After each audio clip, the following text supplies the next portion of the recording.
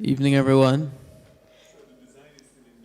I think we're gonna try and get started before it gets a little bit too late. We know that some more persons are on their way, but we'll get going. There is the live stream that's happening now, so we will have a good record of this evening. So I am Andre Ball, the head of school of the Caribbean School of Architecture, acting, but I promise you I'm not acting like I'm acting. Dr.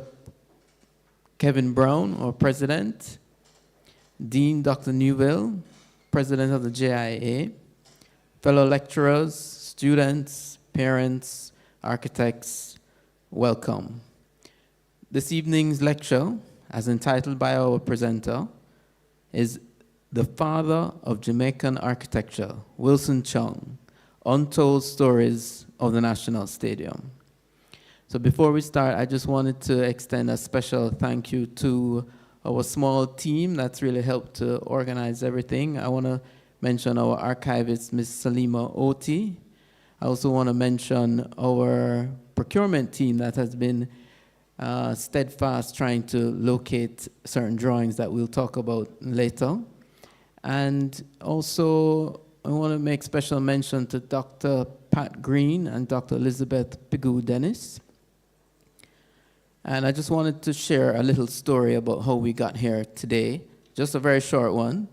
A lot of this began about a year and a half ago when Andrew Chong, the son of Wilson Chong, decided that they were moving home or moving states and decided to send the drawings, the archival drawings of the stadium, to Jamaica. Through discussions and ideas, he decided that he would send it straight to the Caribbean School of Architecture.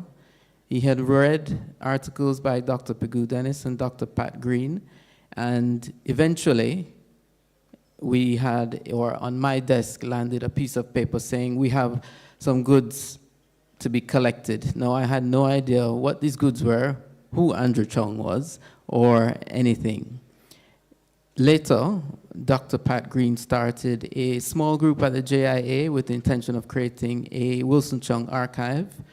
There have been lots of conversations, emails, etc. And after the many emails and text conversations, we then decided to get in touch with Andrew, and we had a very good a good unfiltered conversation. And from those conversations, we started to really gain momentum.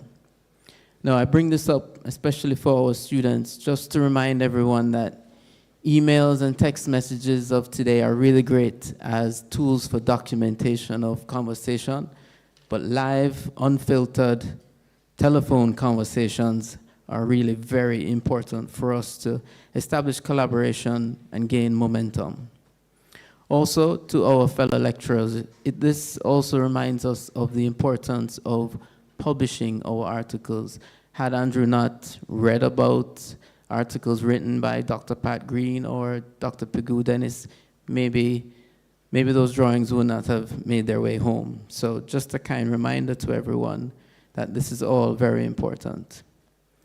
Now, Andrew Chong is the son of the late visionary architect and inventor, Wilson Chong. He is widely regarded as one of the fathers of modern architecture in Jamaica. Andrew Chong is an executive business coach, real estate broker based in Houston, Texas. And more importantly, he is the executor of his father's legacy.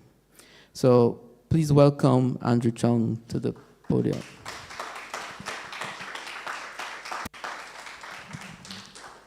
Thank you, Andre. Mr. Liao, right here. We have a seat for you right here. Sorry. No, we just got started. Thank you so much for coming. Everyone, thank you for coming. Didn't expect the rain. I've been here 2 weeks, and it's been hot and clear mostly. And then today, when we needed that weather, it starts to rain and pour, okay? So, but anyway, we move forward, right? All right. So, as Andre said, me standing here today has been a 1.5-year story to make things happen and to make the commitment to come to Jamaica to do this. So, I'm going to get right into it. First thing I want to do is so if you're not on the Instagram channel, please, that's the QR code for it. And then if you could use those hashtags so we can follow what your some of your posts, okay? So I'll do a talk. It'll be about 35 minutes or so, but don't leave because I have a gift for many of you. And if you hadn't put your name into the basket, we will send it around and do it again, okay? So that perhaps you can come out of here tonight with a very special gift.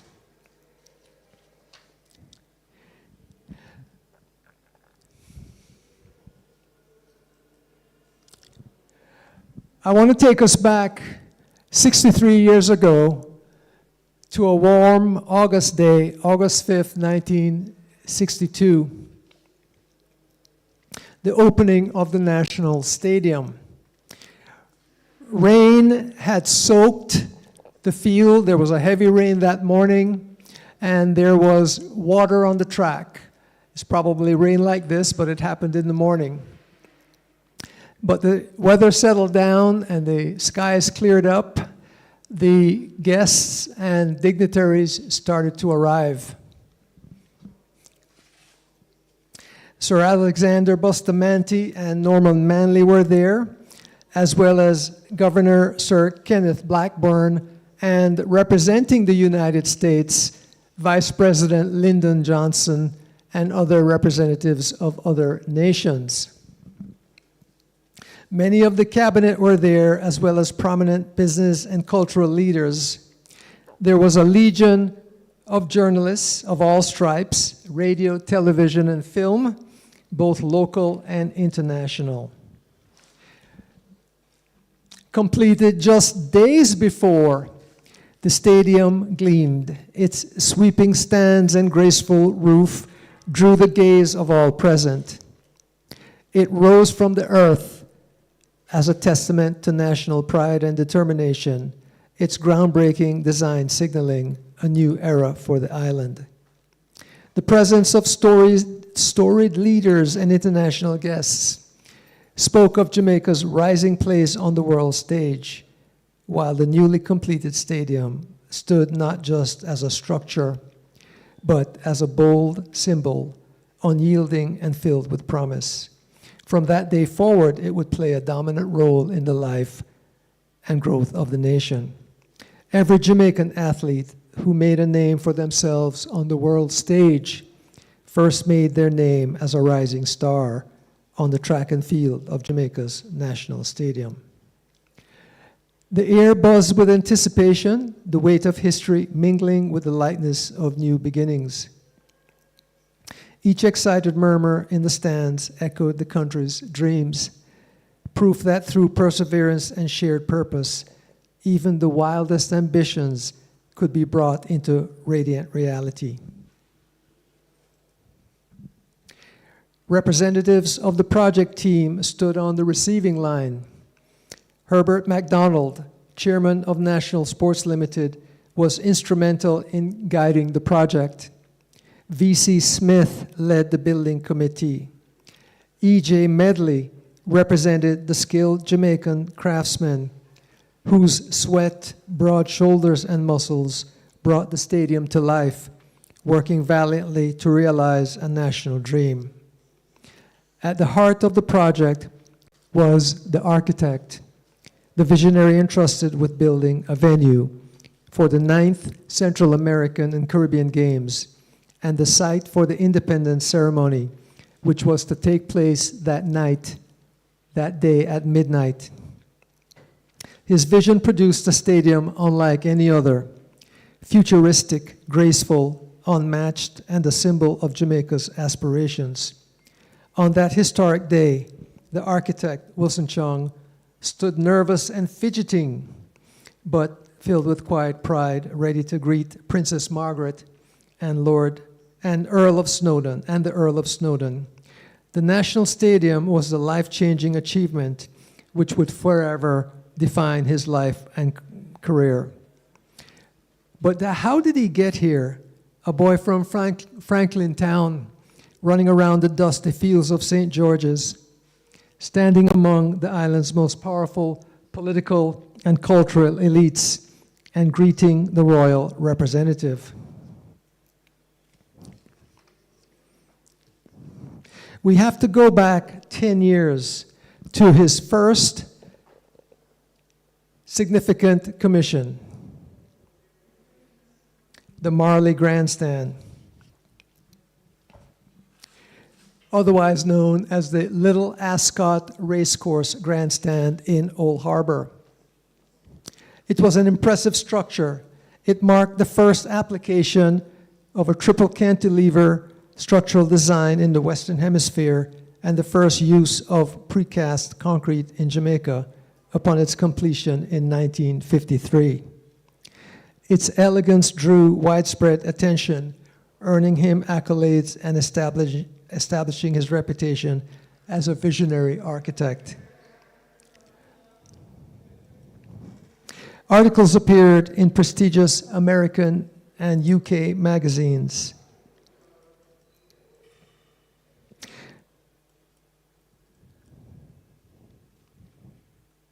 The grandstand taught him that Jamaican architecture requires Jamaican intuition.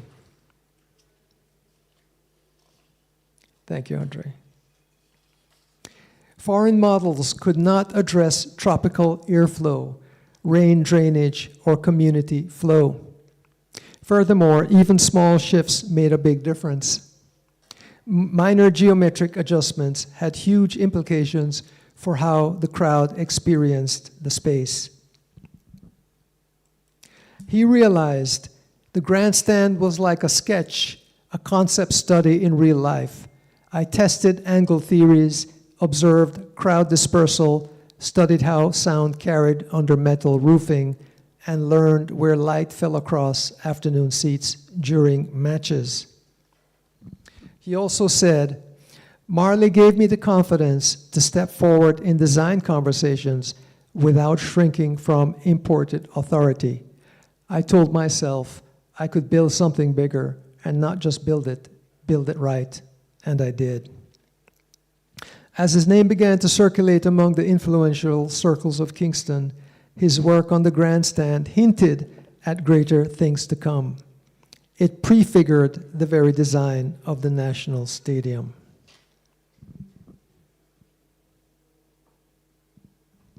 In 1959, at the conclusion of the 8th Central American and Caribbean Games in Venezuela, the organizers set out to select the site for the 9th Games.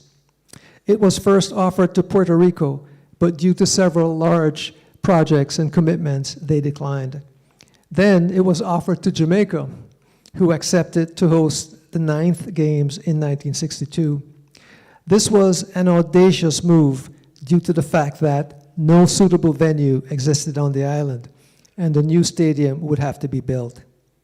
There were two possible sites, Tinson Pen on the waterfront in western Kingston, and the more favored Briggs Park, 83 acres of land owned by the British War Department and used as a training site. Ultimately, Briggs Park was chosen, and the government set about purchasing the site.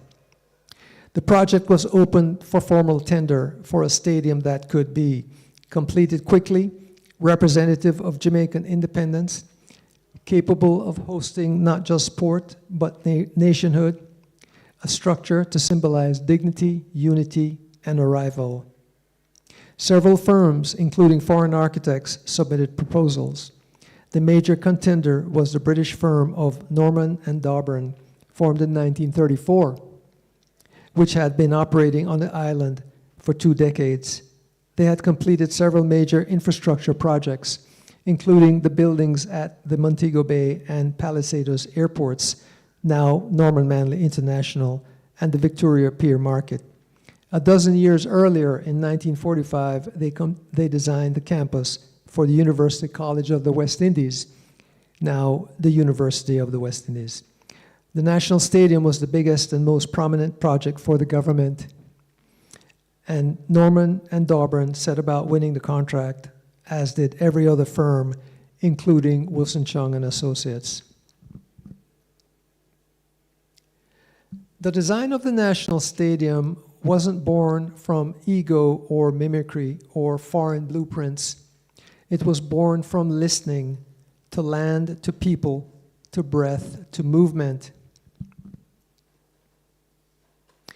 From the post-construction report, he writes, "It became our primary objective that this building should reflect the ambitions and aspirations of a newborn nation. Consequently, the architecture which we were to create should be of the highest possible standard and so command respect from other nations." He went to the site, a wild piece of land, to feel the earth, to see how it moved. He observed the slope, felt the wind, and the way the sun hits the center at different hours. He asked, what would this land build if it could shape itself? Through the site, there was a fairly deep natural gully, and it was therefore thought best to construct a huge amphitheater on which reinforced concrete terrace seating could be laid. The amphitheater would be formed simply by deepening and widening the gully course. That's why the curves of the bowl feel natural, not forced. It cradles the crowd instead of containing them. But he wasn't ready to start sketching. He observed how people moved at sporting events, market squares, church services, how they gathered dispersed, how sound affected their behavior. That inspired the flow of the entrances, the openness of sight lines, the acoustics of shared energy. This wasn't just a viewing platform, it was a collective breath chamber. He went to the books. He studied traditional African and Asian courtyard geometric patterns from Yoruba village layouts, as well as Hakka roundhouses from southern China. Spaces designed to protect the center, elevate communal experience, and create sacred symmetry. You'll see echoes of this in the concentric seating and the sightline symmetry that favors no class or section. And then he retreated to silence, to think and to let his imagination take lead before drafting anything. So the design began in quiet and emerged to carry the nation's voice. I didn't just draw lines, I translated a vision of sovereignty, not just a stadium, but a structure that said, we are here, we are ready, and we are our own. And that was the inspiration, and it still lives in every stone. There were early rumors that Norman and Dauburn were already tapped for the commission with a proposal containing aesthetic preferences tied to European standards. It wasn't official, he writes, but it felt like the wind was already blowing in their favor. Nonetheless, when it was announced that their submission was chosen, he was crushed. He returned to his office and closed the door. He withdrew for days, maybe a couple weeks, didn't answer messages, didn't show up to meetings. He endured his anguish quietly. It was one of those few times in my life I felt deeply hollowed out, not because I doubted my ability, but because I saw history repeating and believed for the moment that my country didn't trust its own. But it wasn't just about me. It was about what we were saying as a nation when we handed our image to someone who didn't know our breath. Yet the path to history is seldom a straight line. After 2 years, Norman and Dauburn's design was deemed unfeasible and was rejected. But the expedition took another sharp turn. National Sports Limited decided to organize a consortium of architects and builders.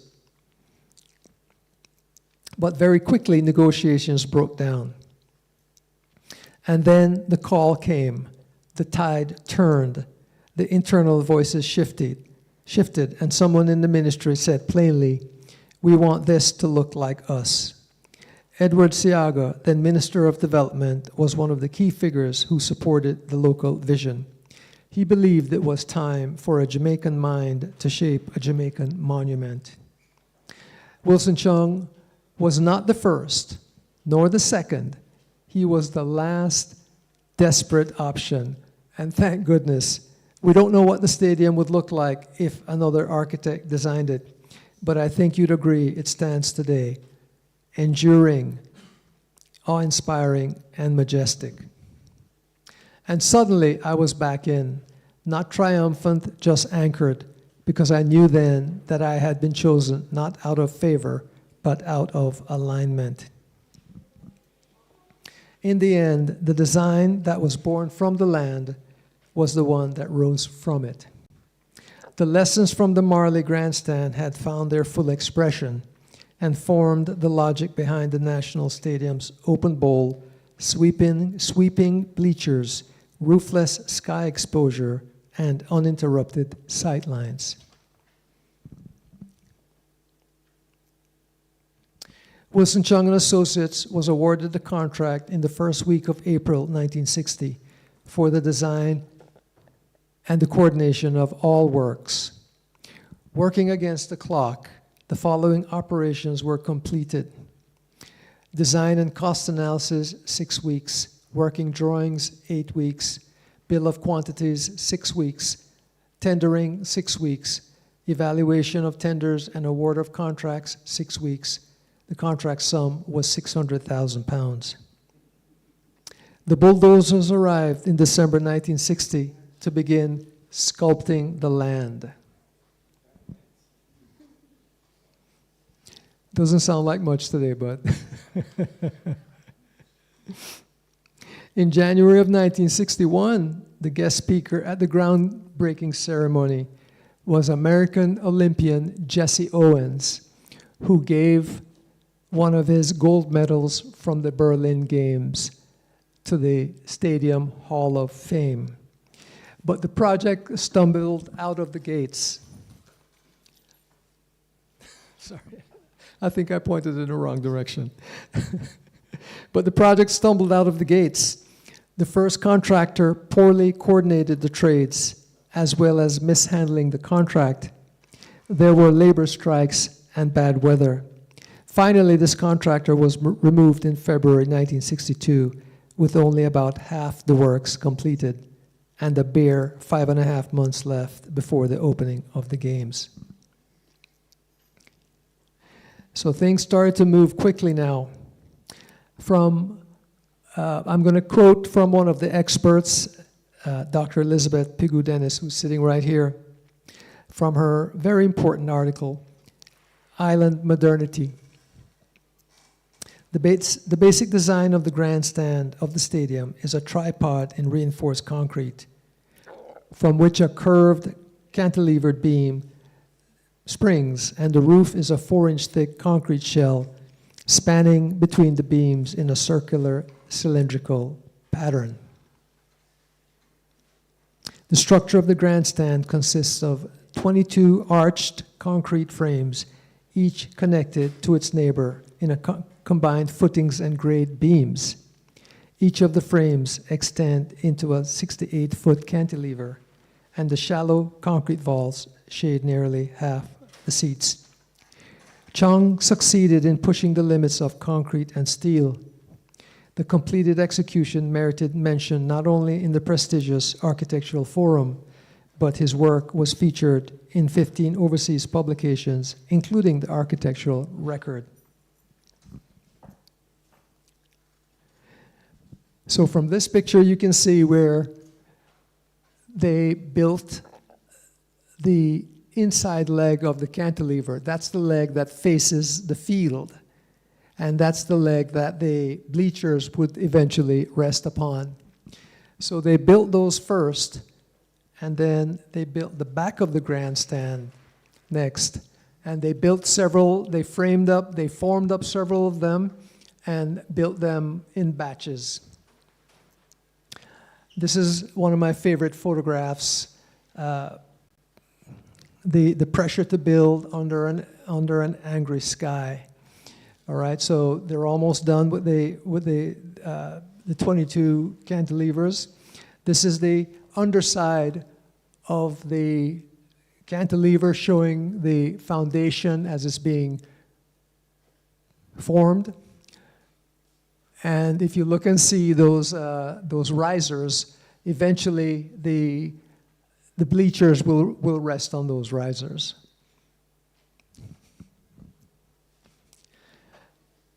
This is an incredible photograph here, which shows the scaffolding in order to put the roof on. This is amazing. And to think that Jamaican engineers and Jamaican craftsmen did this, it's really amazing. And I just want to make quick mention. We do have many special guests here tonight, but one of the most special guests is a gentleman who was the site engineer at the stadium. That's Mr. Tommy Leal, who's sitting right here.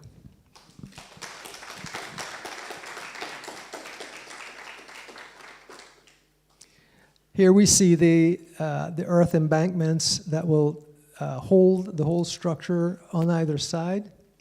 This is the field that is unfinished, and here's a picture of the field as it's been finished. Here is that well-known photograph of the roof. You can see that in between each beam, the roof is curved, and he writes that at one point they thought to make it flat, but then they figured out that it would sag a little bit, so they did it curved. And if you were to go to the stadium today, it still looks like that. This structure here, I'm going to talk about this right here.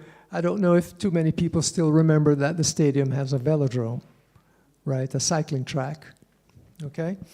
All right, so we'll talk about that in a second and why it's important. Here's a picture of the grandstand with the seating. And then there's that famous photograph of the stadium as it's been finished. And this is probably 1 or 2 days before the opening ceremony. My father told me that when all the workers had left for the day and everything was shut down in the late afternoon, he would go to the stadium by himself and he would just walk around and look at the work that had been done. And to see it come to life must have been very, very inspiring for him. Here is another one of those photographs that people have seen over the years. So here is the aerial photograph of the stadium complex. And by the way, many of these photographs were taken by an American photographer who's a naturalized Jamaican citizen. She came to Jamaica on vacation, fell in love with Jamaica, and moved here from Philadelphia. Her name is Maria La Yacona. I hope I pronounced that right. So what I want to point out to you is that inner ring is the velodrome. And inside you see the football field, and then you have the football field, then the track, and then the velodrome, and then the bleachers. All right, I'm gonna talk about. My father felt that the velodrome was an underappreciated feature of the stadium. Many people have forgotten about it, perhaps because competitive cycling has faded from Jamaica's sporting scene. Yet the velodrome is a very important feature of the stadium because it influences the shape of the bleachers entirely. I want to just show you what a velodrome looks like. That's just a graphic I got off of Google. It has 2 straightaways, and then the 2 ends are banked. All right, and that's so that cyclists can maintain speed and safety. The banking of the track must be calculated precisely to allow cyclists to maintain high speeds safely. The track and field are well used today, but the velodrome actually influences the shape and curvature of the bleachers, subtly impacting the architectural language of the entire grandstand. So then here we have a little bit more of a close-up, and if you notice, the central bleachers are wider than the bleachers on the 2 ends, and that's because the shape has to account for the curves of the velodrome, which widen and then they narrow again in the straights, but the shape influences how the bleachers look. The bleachers are not consistently the same number of rows all around the stadium. And if you were to go there today, you would notice it like I first noticed it when I went there a couple of weeks ago. And that's why the shape of the stadium is it's so beautiful, because it takes into account, it holds all those features in such a fantastic way. I mean, the engineering behind it is almost it's world class. Okay, all right. So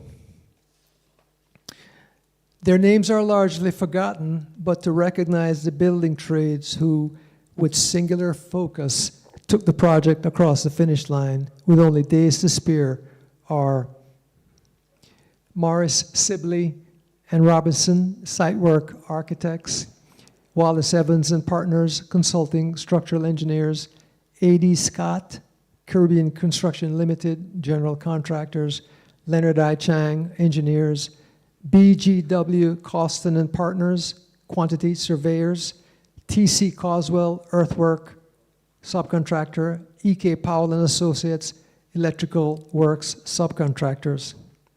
And let's mention the Battalion of Jamaican Craftsmen who bent the steel and shaped the concrete. In the end, the design born from the land was the one that rose from it, and that changed everything. 2 days after independence, on August 8th, 1962, Princess Margaret opened the first Parliament of Independent Jamaica in its new seat, Gordon House, a building designed by Wilson Chong. Over the course of his career, he built several notable government projects. The Ministry of Education, the first use of the Pilotis structural system in Jamaica, and a revolutionary building because it had an elevator and air conditioning. He also built the Central Post Office and the Bureau of Standards. He designed many commercial buildings, of which the most notable are Oxford Pharmacy or Oxford Medical Center. This is a building with a shell concrete roof. There are no columns holding up the roof. It is purely engineering that roof is still there. And I don't like I lack the words of the experts to really describe it, but there it is. This is the iconic H.I. Henriquez building, which is now the Island Revenue Department on Old Hope Road. We have the flying gas stations. This is the Texaco gas station on Old Hope Road. This is Matilda's Corner gas station. It's no longer there. This is the Jamaica Manufacturers Association building. He also designed many beautiful churches across Kingston. This is St. Teresa Catholic Church on Deanery Road, St. Elizabeth Catholic Church on Ransford Avenue, Hope United Church about a quarter mile from here, still very beautiful, well maintained. This is the Moravian Church in Harborview, and this is Stella Mars Catholic Church on Shortwood Road. Beautiful church in fantastic condition, a very vibrant community.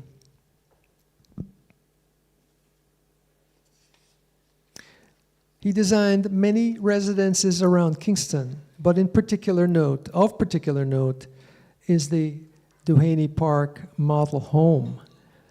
Duhaney Park, which celebrated its 60th anniversary last year, made it possible for 2,500 families to own their first home, many relocating from the fragile structures of West Kingston that would shake, tremble, and even blow away in any storm.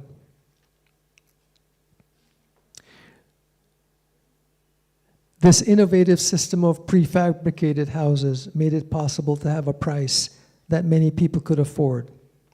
It was also studied by overseas organizations interested in bringing affordable housing to their communities. The initial residents included civil servants, teachers, and police officers.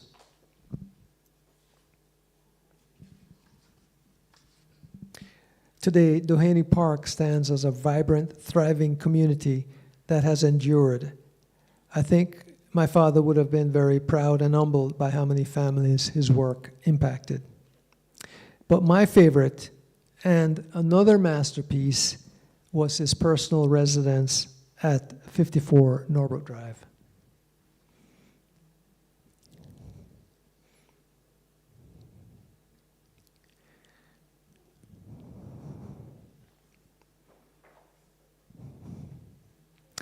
Unfortunately, some years ago, the land was redeveloped, so the house is no longer there.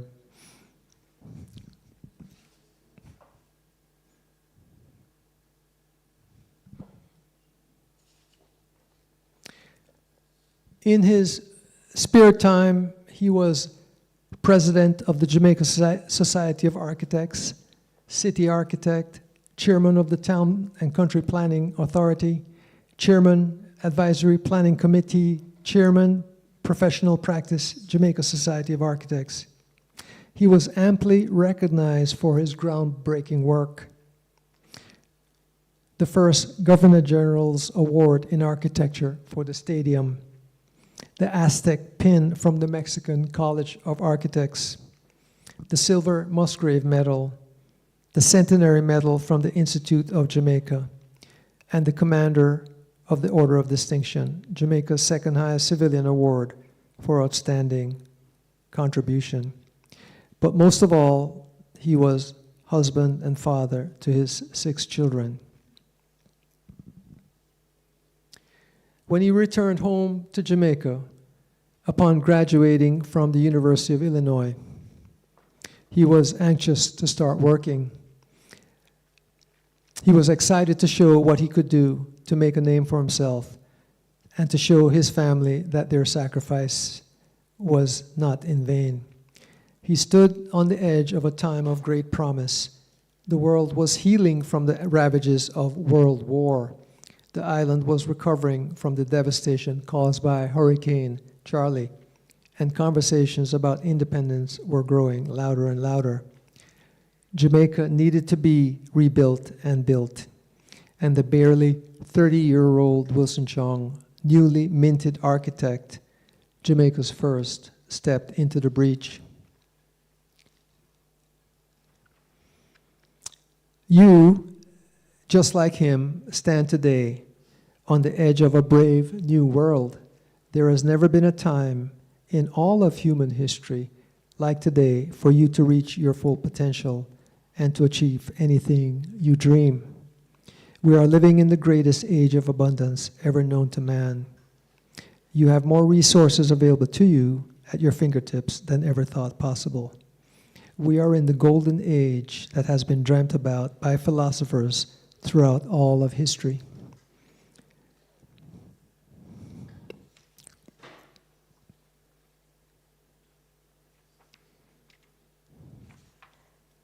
For the first time, over 68% of the world's population has access to the internet, putting information and connection within reach for billions of people. Artificial intelligence is no longer a concept, it's a reality. It's revolutionizing industries, automating tasks, and creating new unlimited possibilities. Millennials and Gen Z are coming into their own as the dominant consumer generations. They are digitally native and value-driven, with Gen Z's global spending power alone projected to reach hundreds of billions of dollars. By the way, that's US dollars, not Jamaican dollars.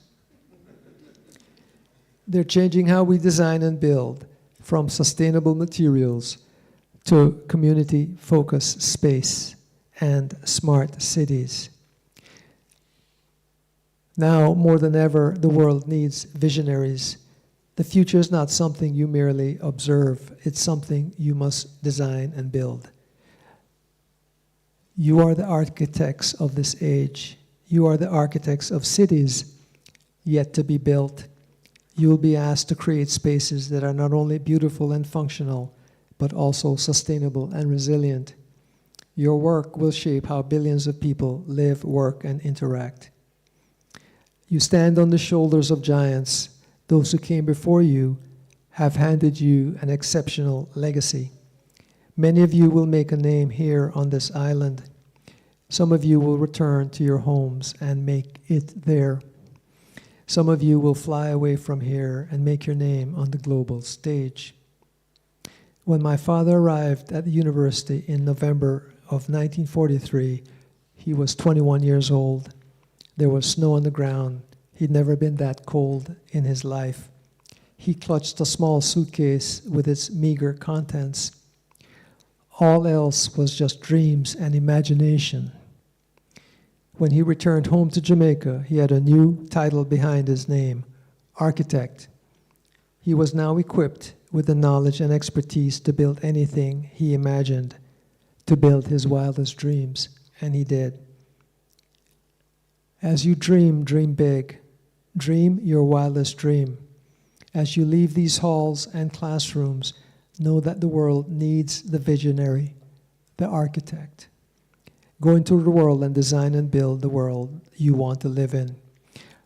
Remember what he said, we are here, we are ready, and we are our own. The future is literally in your hands. I hope you enjoyed that. Thank you all very, very much.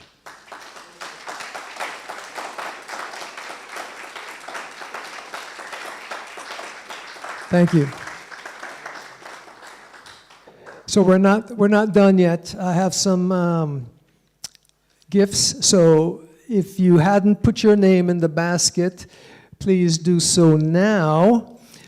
I would like to first, though, recognize a few people that were very instrumental in me being here today. Let's see. I'll call you up. Okay, let me show you what I have in store for you.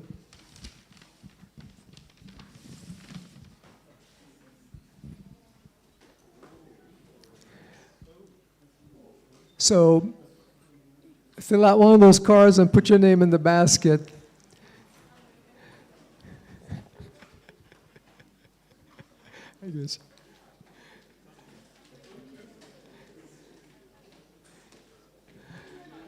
All right, so what I'm going to do is I'm going to call up a few people in groups, and I will hold the picture, or maybe someone will hold this gift, and we will take some photographs, and then I will give each of you one of these, and then we'll call up the next group, and then we will do the drawing, and we will call you one by one when we pull the name out, and we'll pose, and then I will hand you one of these, okay?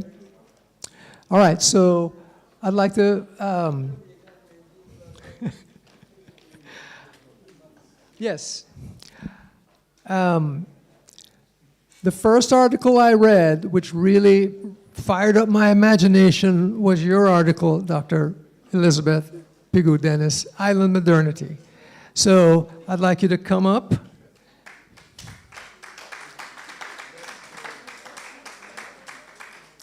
All right, let me call a couple of people, okay? All right. Dr. Brown, as head of this organization, come on up here. All right, let me see who else. Is did Neil Richards make it here? No? All right, so let me do this.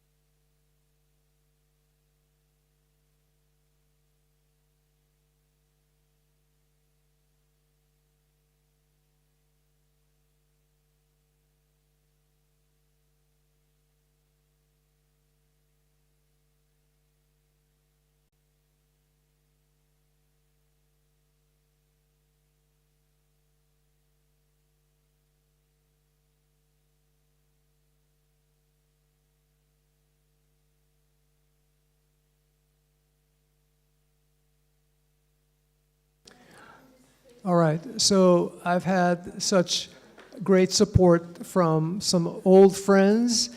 I want to ask Mrs. Gloria Palomino to come up here, who's been feeding me at the grog shop, so thank you. My classmate, Mr. Ricky Vaz, come up here. Mr. Tommy Liao, come on up here. Where did that one go? Oh, yeah.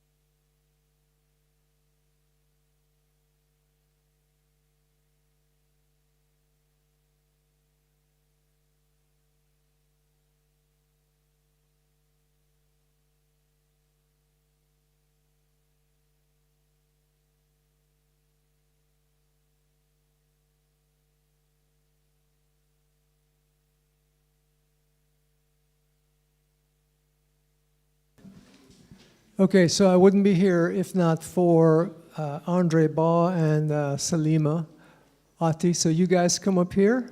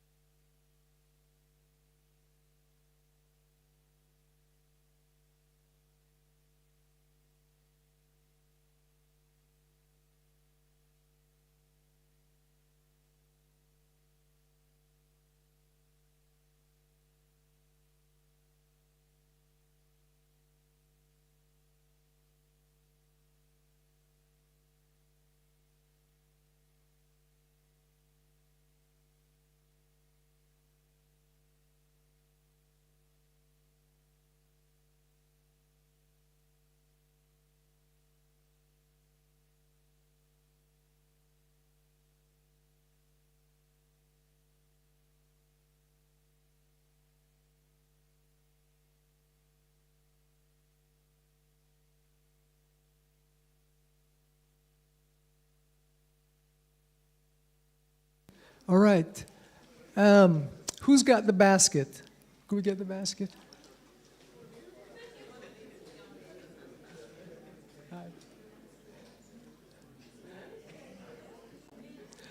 All right, so we're going to pull some names. You want to put name? No. Okay. No, you know, it can't look right, like that. right. All right, so when we call your name, come on down here. Hey! We don't want to start a fight here. So come on down, all the names that are called, and we'll do what we just did. I'll hold the photograph, and then you'll stand next to me, and then when we finish the photograph, we'll hand them out. So hold on one second, Andre. Let me tell you how many names we're going to draw.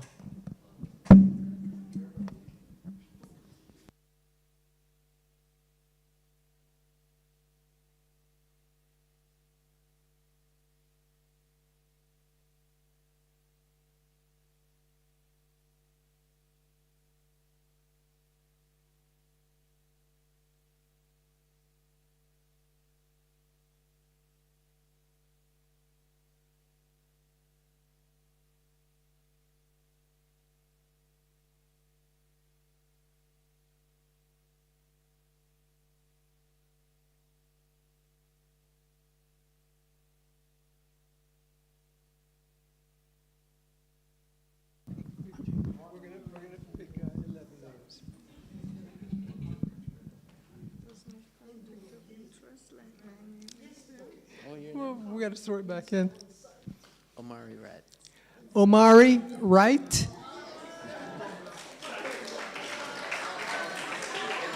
All right, next one.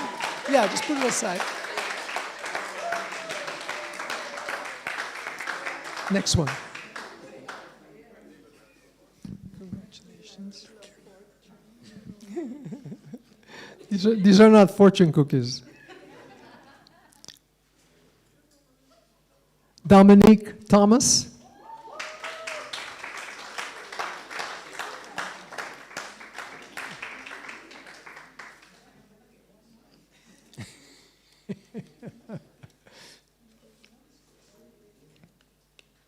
Caroline Edmondson. Caroline, you have to be present to win. All right.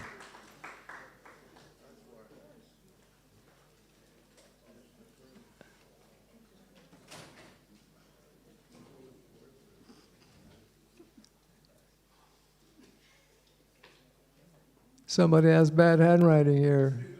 Tajvich.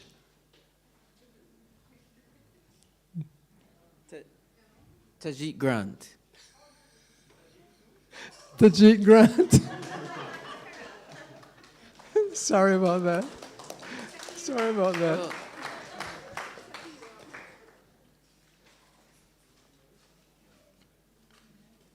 Riley Campbell. All right. Make sure we have 11. All right, number 6.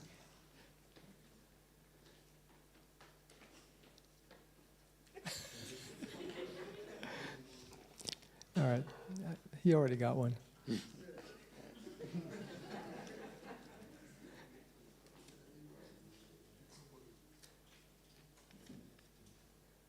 Enola Williams. Enola. Woohoo!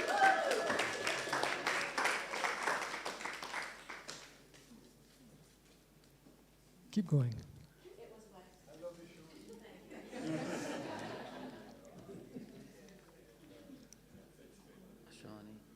Ashani.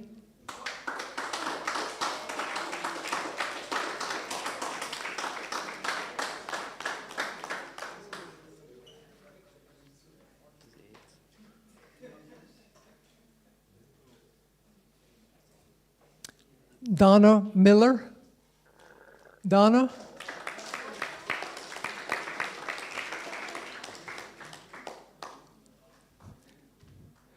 Give Donna a little bit more love, will you?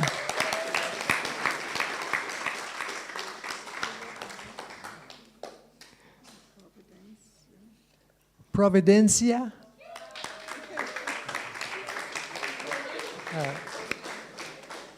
Keep. All right. Good job. Good job.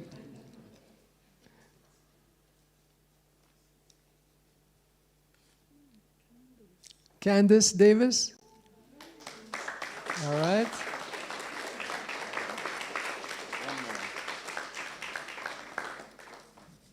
I hope I counted properly.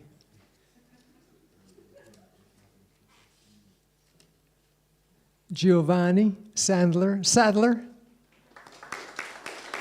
Give it up, man. Give it up, give it up, give it up, give it up. I think that's it, right? yeah. Okay.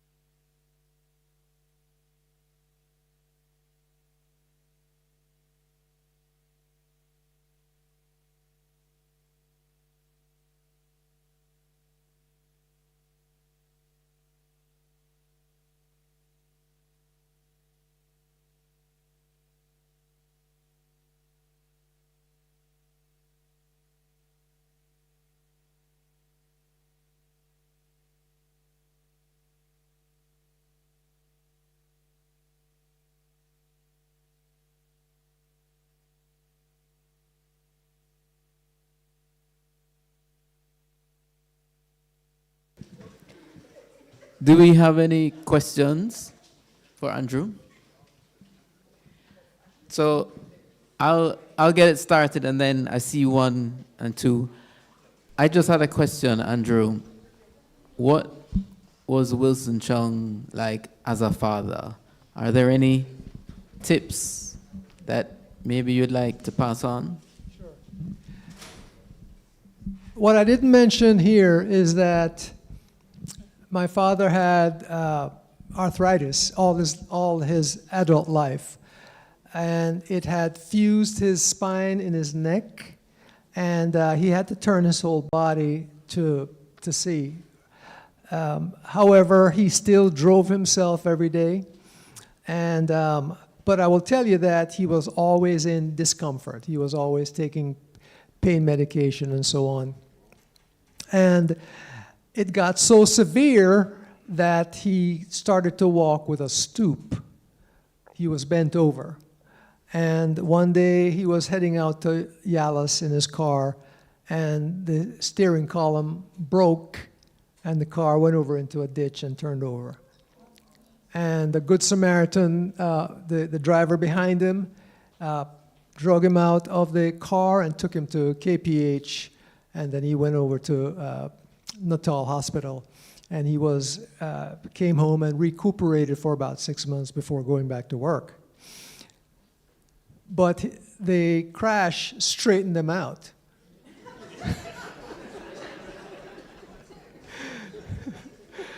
And while he was recuperating, he invented a medical device and got a patent for it. And by the way, he did receive 7 patents, right? So I don't know if any other Jamaican has any patents, but Wilson Chong has 7. All right. He came home every day. He went to work at a certain time. He came home every day. He was always at the dinner table. When he could, he would come to our games, right? But he couldn't stay too long, and he always brought a folding chair with a cushion because he couldn't stand for very long, and then he couldn't sit on hard surfaces. But he was a very gentle father, a little bit stern, and he did everything he could to give us a wonderful, wonderful life. The house, 54 Norbrook Drive, that's the house I grew up in. And it was an extension of his embrace. It was built like a rock, and it was a house that was famously photographed a lot. And we would have people stop on the sidewalk and take pictures of us, and we'd be inside looking at them. We felt like zoo animals. And then some people would drive down the driveway uninvited and just drive up to the front door and look inside the house.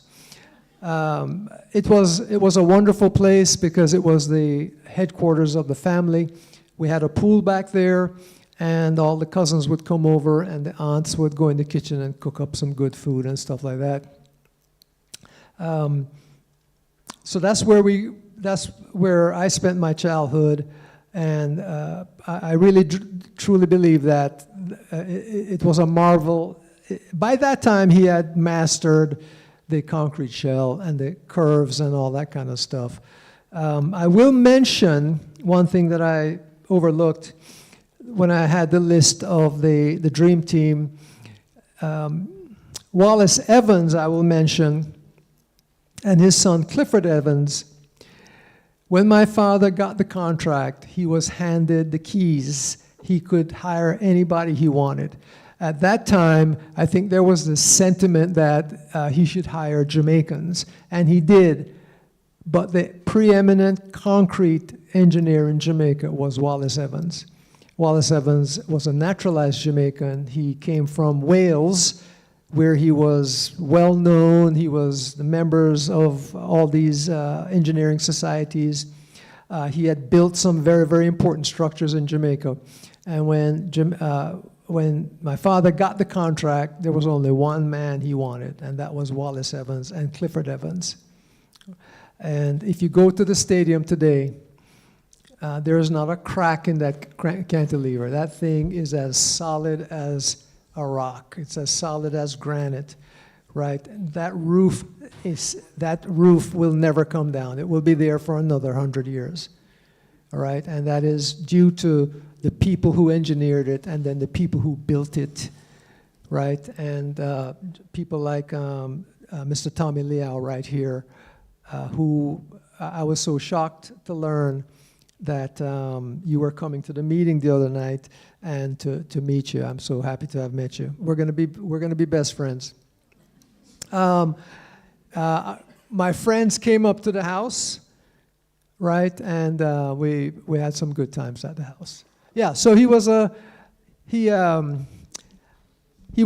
always present. He wasn't one of these guys that he was not a drinker or anything like that. Okay, but he was a raconteur, right? He could overwhelm you with his logic and so on. And he used to go to Trafalgar Square every day and debate all those people in politics and stuff like that. Great. I think we have one back there and then these two. Andrew, I was just wondering, apart from Duhaney Park, did he design any of the other schemes of that time, like Mona or Harborview? Was he the architect? No, Oh. no. The Haney Park was it. Yeah, but that scheme, Alan, has been. Many countries came to Jamaica to look at that scheme.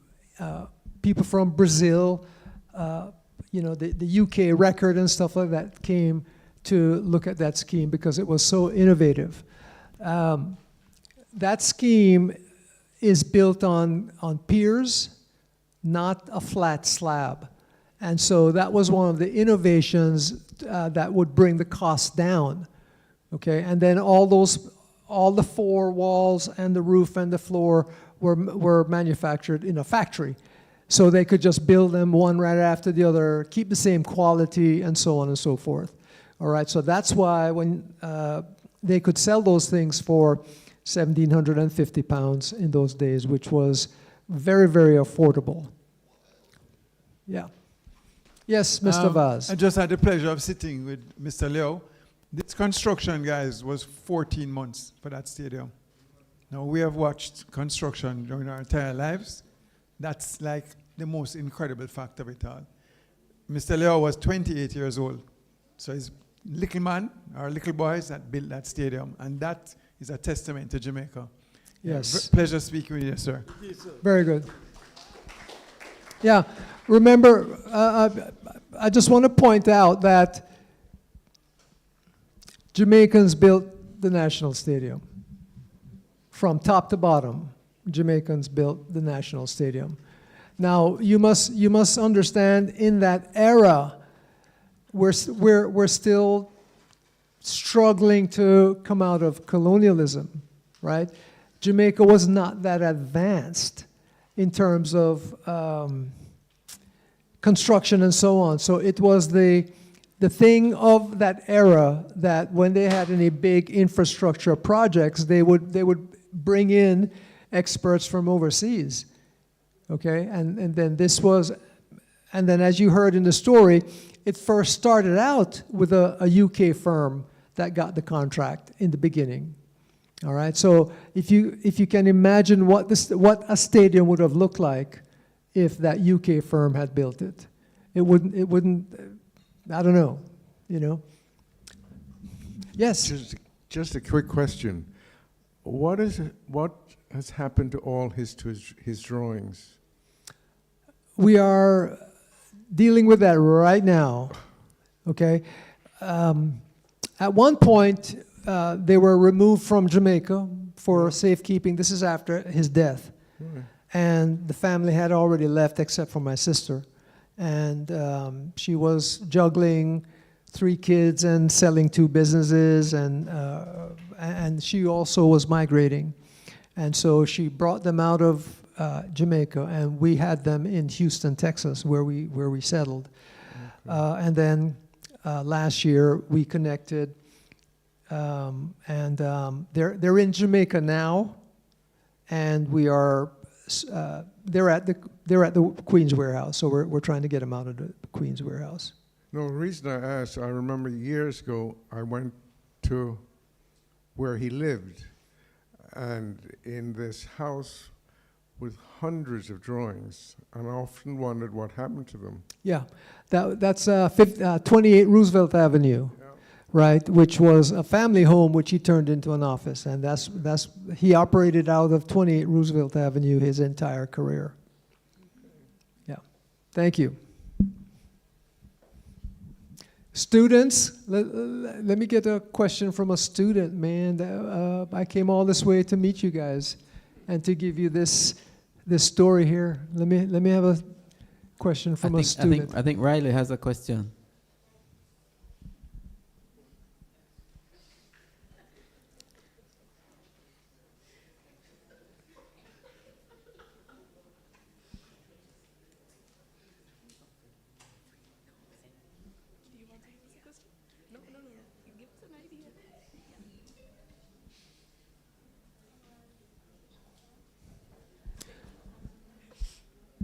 I know you guys are going to have questions after I leave.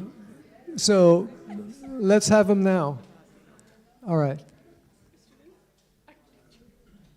So let me just mention a couple of the things about the stadium.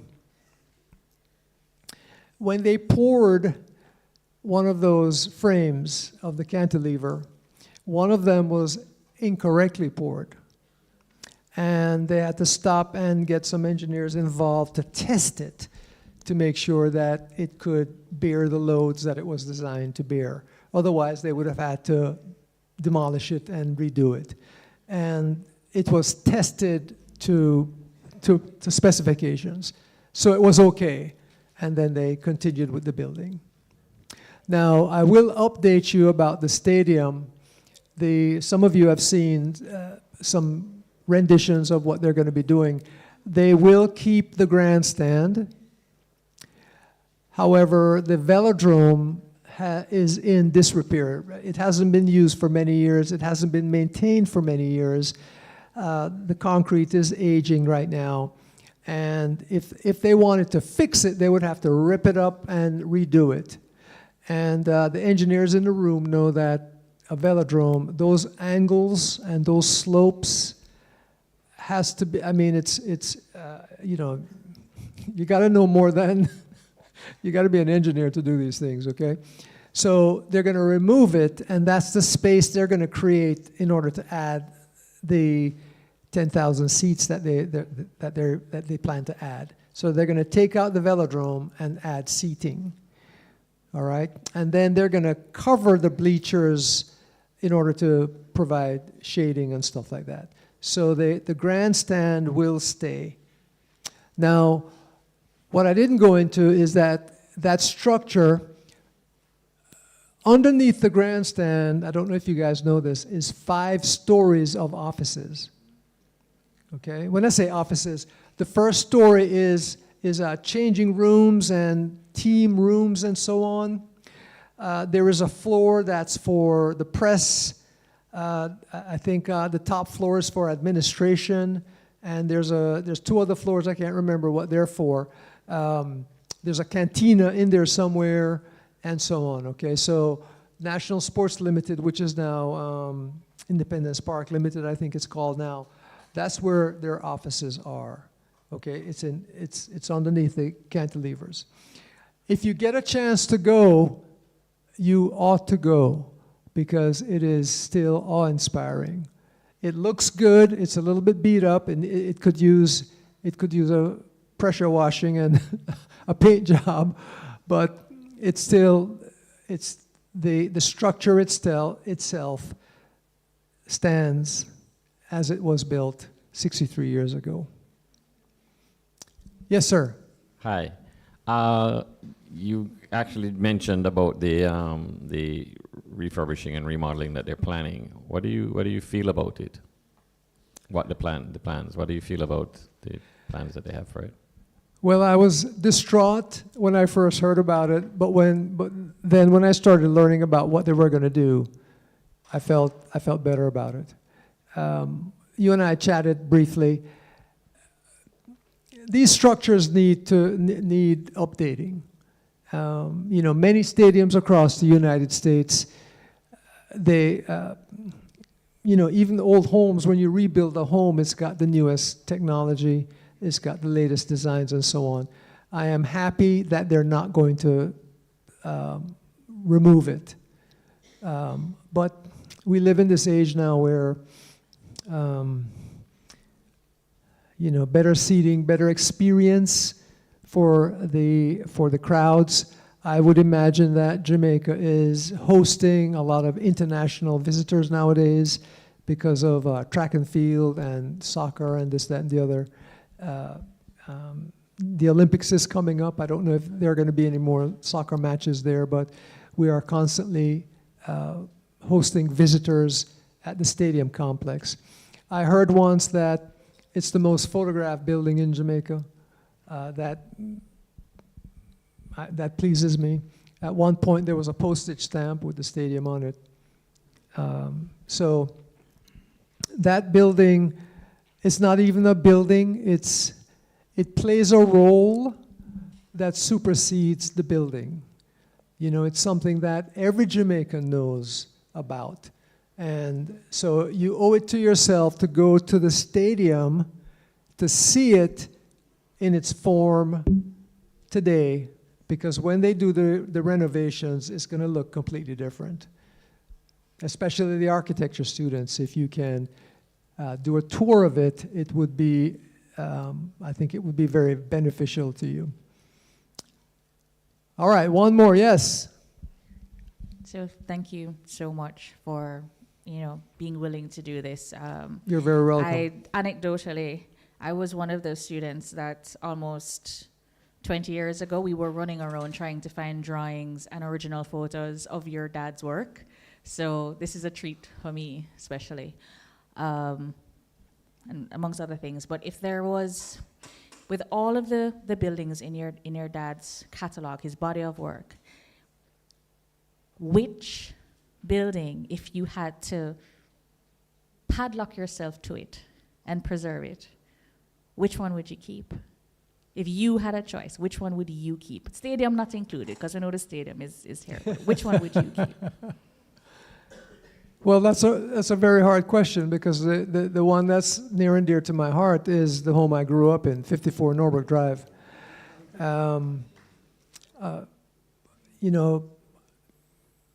Under that, let me go back on the.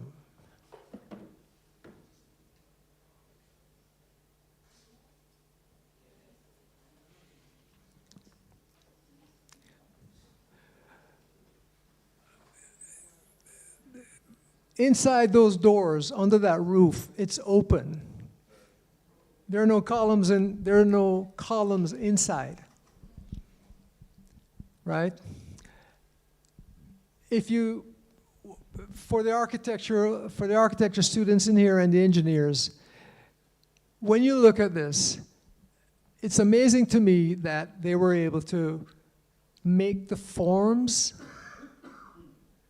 tie the steel together, pour the concrete, and there's not a seam on the inside. There's not a seam on the outside. Right? In all those arches, there is glass, and so when you're in the house, there's a lot of natural lighting. Those are louvered windows for ventilation. Very important here in Jamaica, and especially at that time, because the only bedroom that was air conditioned was my parents' bedroom. And we would try and sleep in there.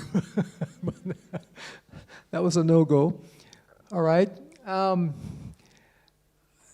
The only thing that, about this house is that birds would fly into the window and knock themselves out. And then birds would get inside the house and couldn't escape, and we'd chase them down till they stopped flying because of exhaustion, and then we'd throw them outside, right? But, all right, so the Henriquez building is a little, not a little, but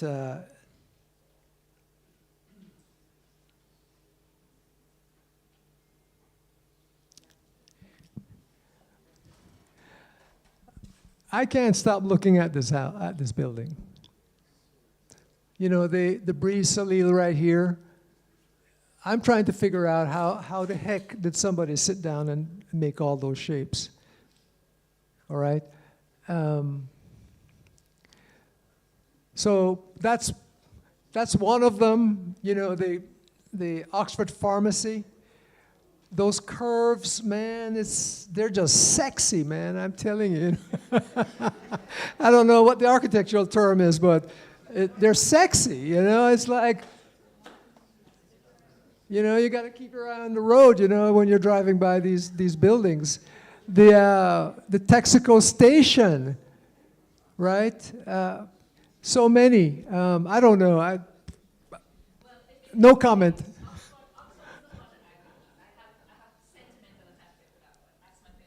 Okay, all right, okay, we're good.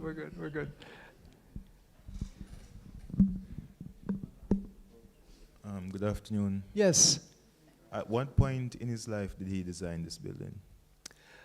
most of his work was done in the 60s and the early 70s, right? All these churches were built in the 60s. Now, there's a reason for that, and the reason is Hurricane Charlie, 1951, right? Jamaica was a colonial city, built out of using out of the colonial style. Although they may look like they were solid, there was wood in there, okay? And Charlie blew down a lot of buildings, damaged a lot of churches and so on. And so when they came back to rebuild now, or to build, it was reinforced concrete. Okay, so most of the buildings that I showed you tonight were done in the 60s. The Marley was 1953, right? Duhaney Park is 1965, I think it was. Ministry of Education, I saw 1960 at one point. Gordon House, I think, was 1960 as well, too. I think they finished it before the actual independence. Okay? Yeah, so 60s and early 70s. Okay, cool. The reason why I asked that is that this and I think the Ministry of Health building. No, Ministry of Education. Education, yeah. There seems to be a deviation from these curves. And I wonder why. Why was that so? Or is it that they just didn't want to build it? But then did he have any ideas for that? No specific information from his writings or anything like that, but we also have to remember that, you know, you have the client, right? And then you have the space, and then what's the function of the building, right? So, so those things play into it, and you know, he did a building on Duke Street. It was the One Arts building. But when you look at the building, the land, the building goes right up to the property line, and it just goes straight up. So sometimes there's a little bit of restriction for the architect in what he or she can design and build in the space. So that would be my explanation. Right. Okay. Throughout your life as an architect, you do different works, and they're not all the same, and you don't love all of them the same, right? And so I'm looking at the body of work, and I'm wondering which was most meaningful to him, which project had his heart. And so, you know, and it doesn't have to be a big one, it could be the smallest one. So do you know which for him was most meaningful? Man, you guys, I opened up his thing was to improve the lives of Jamaicans, right? To create spaces that I think people could express themselves and feel free in. You know, he did Duhaney Park. He built quite a few residences, some of, you know, beautiful residences. Most of them are still standing. I haven't had a chance to track all of them down. He built beautiful churches, right? Hope United just down the road. I went to it for the first time this week. Is it this week? Yeah, this week. It's so beautiful inside. It's a beautiful, beautiful church, right? So he was able to design many modalities and, places of worship, right? You need silence, you need inspiration, right? That kind of thing, right? So I think he wanted to do his best as the artist to create what he felt that the space called for. I told you the story about the stadium, right? He went to the site, right? And, the artists in the room here maybe appreciate it. He was feeling the energy of the site, of the land, right? What would this land build if it could shape itself, right? And then he just let his imagination take over. Yes, sir. Thank you for all these questions, by the way. I appreciate it.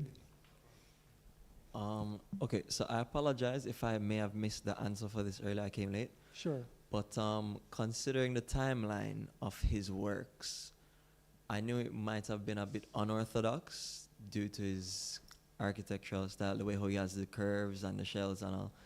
What do you think was drawing him to design such organic structures like that? For example, like the gas stations or even the stadium, to have that kind of wishbone design as a facade. I think the challenge of figuring it out, because there's a lot of engineering that goes in it, and I think he had a good background in engineering. He did, Mr. Leao just told me. When I look at his early residences, this is going back to 1962, 1957, things like that. The lines of the roof were straight. They had some shape to it, but they were straight. And I think with the stadium now, he figured out the math. He figured out how to do it. And from that point forward, we see the gas stations, we see Oxford Pharmacy, I think was, he did a bunch of them right in that era, right in that time frame, 54 Norbrook Drive, okay? So once he figured out how to do it, it's unlimited what you could do. Once you know how to do this, right, how to build it properly, right, then there is no shape that you can't build. And I think that might be one of the keys, right? Because I don't know that, and I've been away for a long time, and maybe you can tell me, but I don't know that a lot of architects could do what he did. Maybe a few of them, but. Yes, ma'am.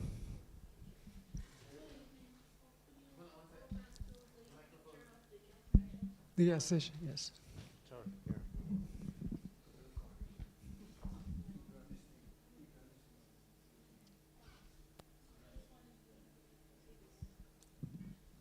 This one? Or this one?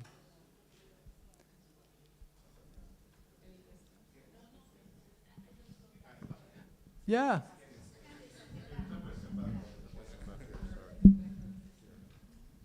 Hi, good evening. Yes. What advice do you think Mr. Chong would give to aspiring architects today, or young architects? Just get to work. And by that I mean, when he came back, he did some work at St. George's, designing classrooms. He did design work for the Ritz Theater. Okay, this is before he started getting big jobs. Okay? If somebody asks you to design a chicken coop, right? Just work. Just design. All right? Because this is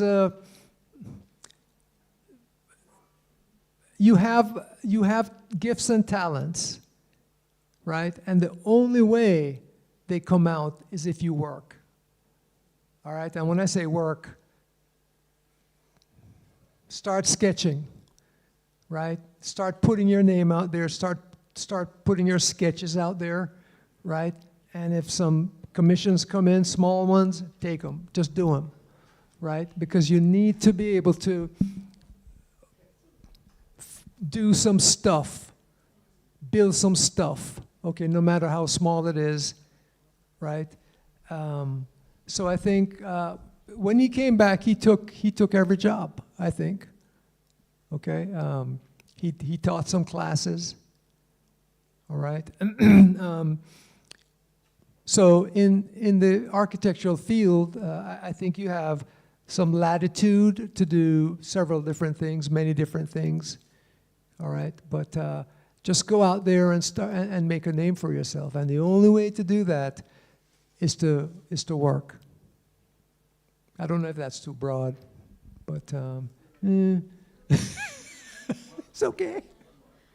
Thank you very much for your presentation. Thank you. Sorry I was late. I have two things that I wanted to mention. So that gas station, you asked to look at that gas station. As a kid, I remember I used to go to that gas station, and when I always wanted to go to Disney World, but we didn't go to Disney World, so I'd go to that gas station and pretend that we were at Disney World. And I seem to remember, it was yellow, and it had like polka dots or things on it. It was very odd how it was painted, but I always remembered it. And I'm really happy that that picture is there, because I've never been able to find a picture of it, and to see it today, it's kind of shocking. I always thought of it as a mushroom when I was a kid, Yeah. but I loved it. Thank you. Yeah. So that's a personal touch on one of Okay. his buildings outside of the stadium. But although not directed to you, this was actually a question for Tommy.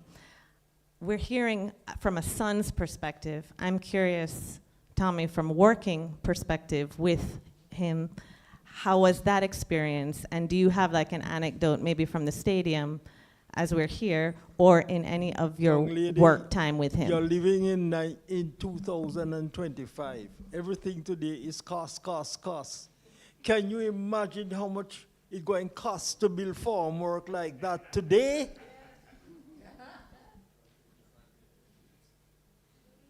Look at these shapes. Can you imagine the cost of the formwork? And that reminds me, when you go back to the National Stadium, you didn't have Jamaica pre-mix or them sort of thing. Everything came out of a 1 cubic yard mixer. The concrete strength was supposed to be 3,500. Today you're talking about 6,000 and 8,000 PSI concrete. That's why the National Stadium, I mean, it's such a monumental building. It was built from a 1 cubic yard concrete mixer owned by the contractor C.J. Fox.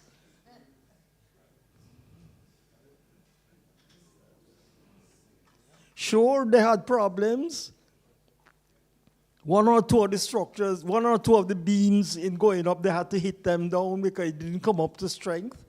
And I was pretty strict on it at that time because I knew the stresses that were imparted in that cantilever.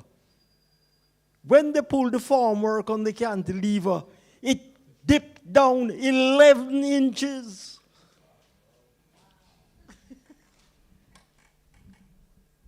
Before the steel stresses took it into account after that.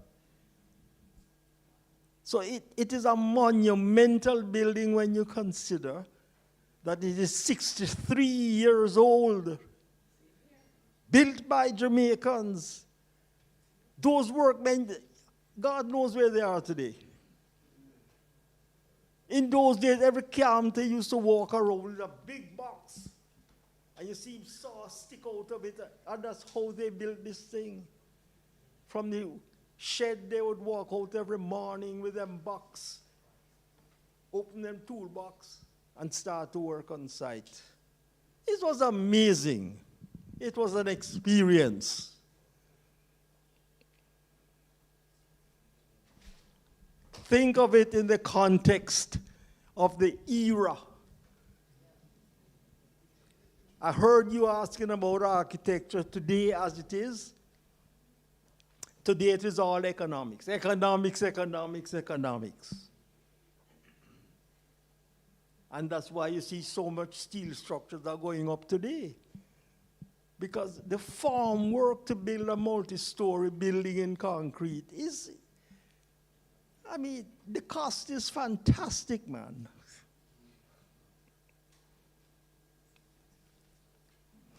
That's it.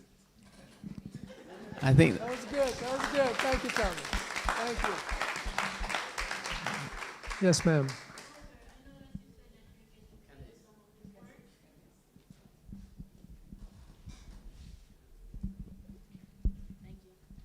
Okay. I know that you said you're getting together some of his works and his drawings. So when those are finished being compiled, will they be open to the public or a specific entity? Yes. We're looking, I'm staring at the archivist over here. So maybe you can just shed a little light on what's going to happen. I don't know. It's going to be a while, okay, because they have to be cataloged, et cetera, okay. But let Ms. Oti talk about it. All right, thanks for the question, Candice. So eventually the drawings will be at the CSA archive. They're currently in the original PVC tubes that they would have been stored in, so they're rolled. So it's going to be a whole process of gently taking them out, getting them flat, getting them cataloged and stored. So normally for items like that are so delicate and precious, you can make an appointment or put in a request if you want to come and view. But I don't think that those drawings will be, unless there's some kind of a exhibition or a special arrangement, will be able to be taken out of the archive. But they're also going to be digitized. They're also going to be digitized as well. So eventually, yes, you can come to the CSA archive and you can view.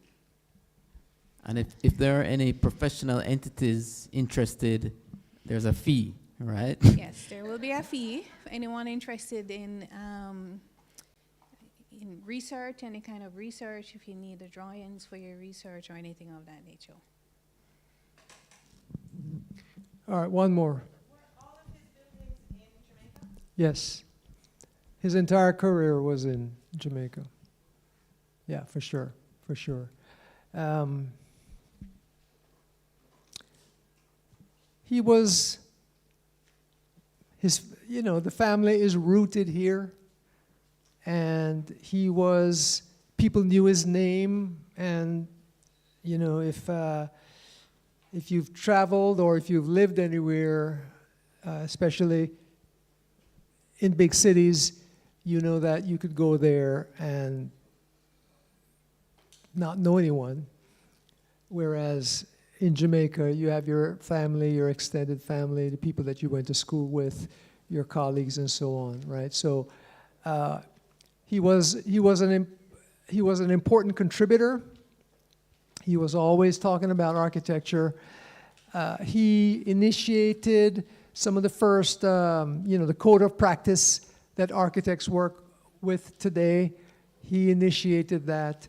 He was advocating for high-rise living in downtown Kingston, the redevelopment of the central of the city, and so on and so forth. So he was always trying to make a contribution to the life of the city and Jamaicans in general. Yeah. So his entire body of work is in Jamaica. I think just to conclude, I just want to bring up two things. Andrew, you asked if any other Jamaicans have a patent, and I believe we have one here, our president. And I think that knowing that is very important for us all here. It's not that far a dream away. And Andrew, I just want to thank you again for bringing all of your energy here tonight and for gathering everyone here. We have some legacy members of the industry here. Mr. Leo, thank you so much for your description of the time. I think it's most important that we all understand where we're coming from and be very encouraged as young architects to push beyond the economics. So, Andrew, thank you so much, and thank you again. Thank you all very much. I appreciate it so much.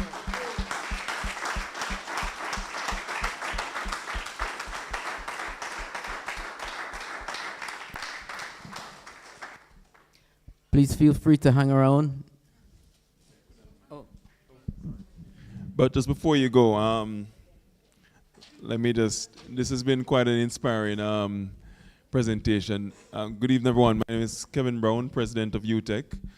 I'm looking at the dates here. The stadium was constructed 1962. And I think about where we are now at UTEC.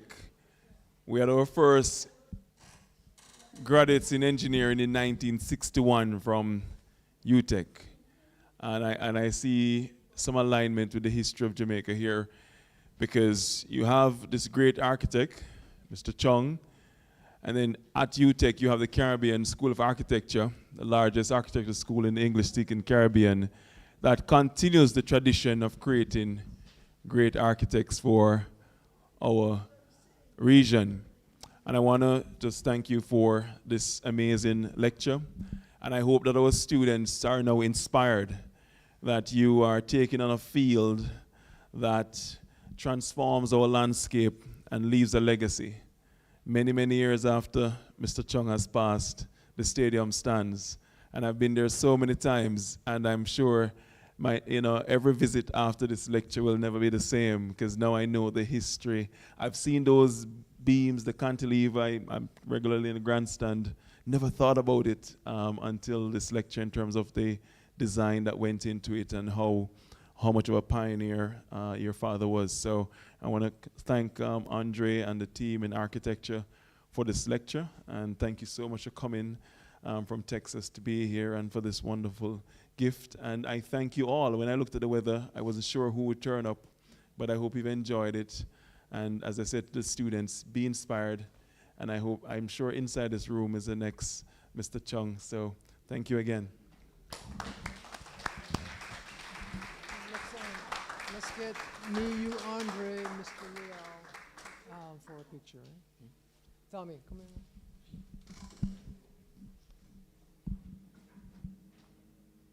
Where's our